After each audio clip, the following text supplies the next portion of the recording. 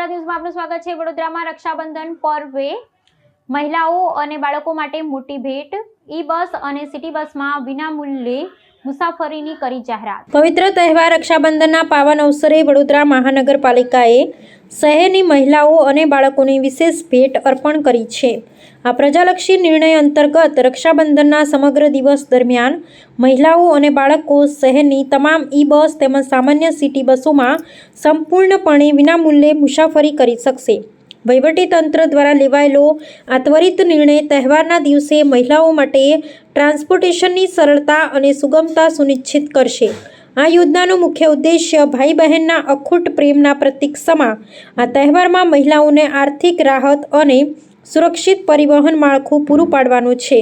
ભાઈને રાખડી બાંધવા માટે શહેરના વિવિધ વિસ્તારોમાં મુસાફરી કરતી બહેનોને હવે બસની ટિકિટ લેવામાંથી સંપૂર્ણ મુક્તિ આપવામાં આવી છે।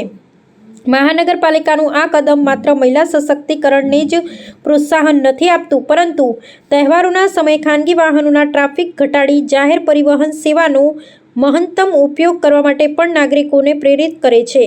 વડોદરા પાલિકાના આ સંવેદનશીલ નિર્ણયને સ્થાનિક મહિલાઓ અને સામાજિક સંગઠનો દ્વારા બહોળો પ્રતિસાદ ને વ્યાપક પ્રશંસા સાંપડી રહી છે। આ વિશેષ છૂટછાટને પગલે બસોમાં મહિલા મુસાફરોની સંભવિત ભીડને પહોંચી વળવા માટે તંત્ર દ્વારા બસ સંચાલક એજન્સીઓને યોગ્ય વ્યવસ્થાપન જાળવવા અને નિર્ધારિત સમયપત્રક મુજબ પૂરતી બસો દોડાવવા કડક સૂચનાઓ જારી કરવામાં આવી છે। વડોદરા શહેરની આ નવતર પહેલ રાજ્યના અન્ય મહાનગરો માટે પણ સામાજિક કલ્યાણ અને સિવિક ગવર્નન્સનું એક ઉત્તમ ઉદાહરણ પૂરું પાડી રહી છે।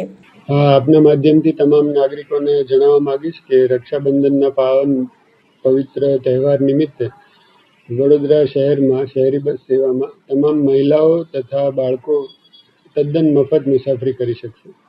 બાળકો કેટલા વર્ષ સુધીના મુસાફરી કરશે? બાળકો 12 વર્ષ સુધીના, જે એડોલસન્ટની ઉપરની જે એજ લિમિટ છે 12 વર્ષ સુધીના, અને તારીખ 28/8/2026 રક્ષાબંધનનો દિવસ ફક્ત એક જ દિવસમાં